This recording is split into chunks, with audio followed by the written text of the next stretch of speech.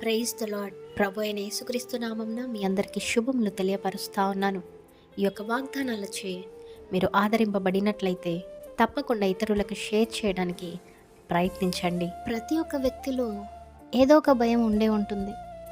చిన్న బొద్దింకని చూస్తే భయపడతారు, బల్లిని చూస్తే భయపడతారు, ఉద్యోగము వస్తుందో రాదో అని భయము, ఎగ్జామ్స్ రాయాలంటే భయము, రాసిన తర్వాత రిజల్ట్స్ ఏ విధంగా వస్తుందనే భయము, వ్యాపారం నష్టాల్లో వెళ్తుందనే భయము, వివాహము జరగట్లేదని ఒక భయము, సంతానం లేట్ అవుతుంది, ఎన్ని అవమానాలు పడాలో అనేసి ఇంకో భయము, అనారోగ్యం అటు ఇటు అవుతే భయము, ఆర్థిక పరిస్థితులు మెరుగుపడట్లేదు అనేసి భయము, ఎదుటివారు ఒక మెట్టు ఎదిగితే అది కూడా మనకు భయము, నేను వాళ్ళలాగా మంచి స్థానములో ఉంటానా లేదా అనేసి, శత్రువుని చూస్తే భయము, నిందలు అవమానాలకు భయము.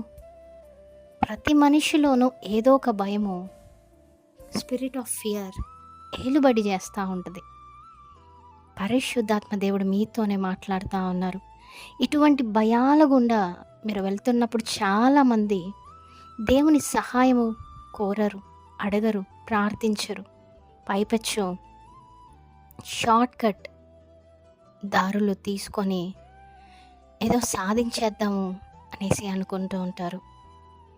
వాక్యం ఏం చెప్తా ఉంది అంటే, దేవుడు ఏం మాట్లాడుతూ ఉన్నారు అంటే, భయపడకండి, జంకకండి, ఈ యుద్ధము మీది కాదు, నేను మీతో ఉండి ఈ యుద్ధము చేసి మిమ్మల్ని రక్షిస్తాను అనేసి పరిశుద్ధాత్మ దేవుడు వాగ్దానము ద్వారా, ఆయన వాక్యము ద్వారా మీ అందరితో కూడా మాట్లాడుతూ ఉన్నారు. కనుక భయపడకండి, సమస్తము దేవుని చేతికి అప్పచెప్పండి, దేవుని సహాయం కోరండి, ప్రార్థించండి. దేవుడు తప్పకుండా మీ ప్రతి భయాలను తీసివేసి మీకు విజయాన్ని దయచేస్తాడు. కనుక షార్ట్ కట్స్కి వెళ్ళకండి,